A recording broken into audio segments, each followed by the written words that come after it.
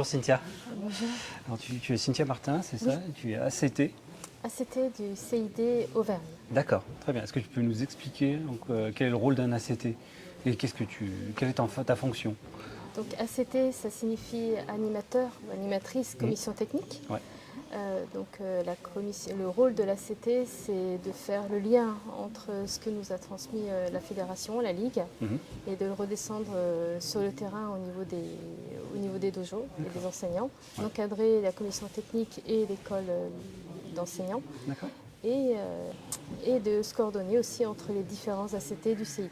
D'accord, donc tu veux vraiment le relais de proximité auprès des clubs. Et il y a un rôle de terrain important à mener. Très bien.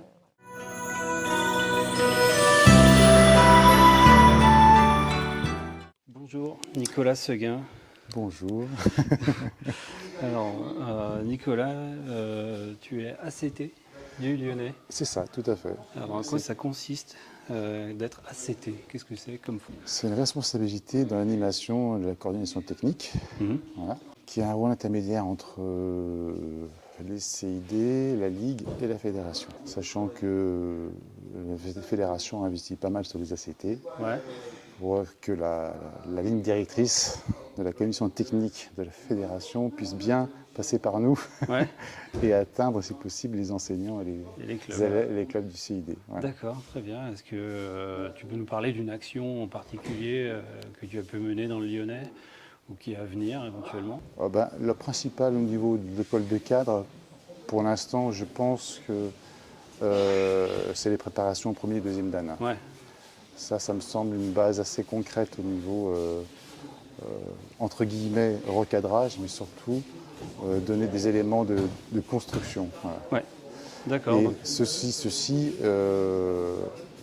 sans dissocier les stages pour tous, évidemment, mais les stages pour tous sont un peu moins ciblés. Voilà. Voilà, donc vraiment faire le relais en tout cas entre les lignes directrices de la fédération et aller au plus près des clubs. Voilà. Très bien, merci beaucoup Nicolas.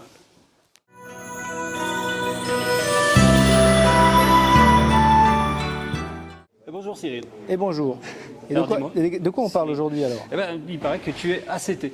Ah ouais, de la région Dauphiné-Savoie. D'accord. C'est l'idée Dauphiné-Savoie. Ta mission? La mission, ça va être de relayer un petit peu sur le territoire la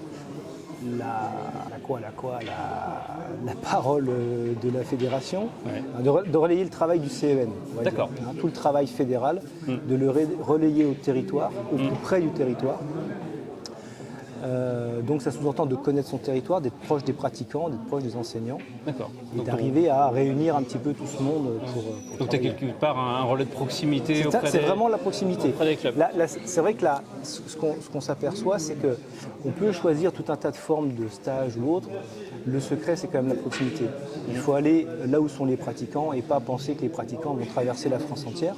Ça existe, bien sûr, quand un pratiquant a décidé de suivre quelqu'un, il va faire des kilomètres. Ouais. Mais les premiers pratiquants qui sont débutants et dont il faut vraiment s'occuper pour mettre le pied à l'étrier, pour montrer que les stages, c'est important, il n'y a pas que la vie en dojo. Ouais. Eh bien, si les stages ne sont pas créés localement, ça ne marche pas. Donc c'est ce que tu fais là Donc c'est le travail. Donc ACT, ça veut dire animateur de la commission technique. Oui. Et donc il faut coordonner, on va dire, tout le travail avec tous les professeurs de chacun son territoire, donc ici en Dauphiné-Savoie, pour qu'on puisse rediffuser au niveau stage local et au niveau club tout le travail fédéral. D'accord. Voilà. Est-ce que tu peux nous donner un exemple d'action, un exemple concret d'action que tu as menée ou que tu vas mener On va renforcer les écoles de cadre, redonner encore plus d'importance aux écoles de cadre parce qu'on s'aperçoit aussi que les professeurs sont aussi difficiles à faire sortir.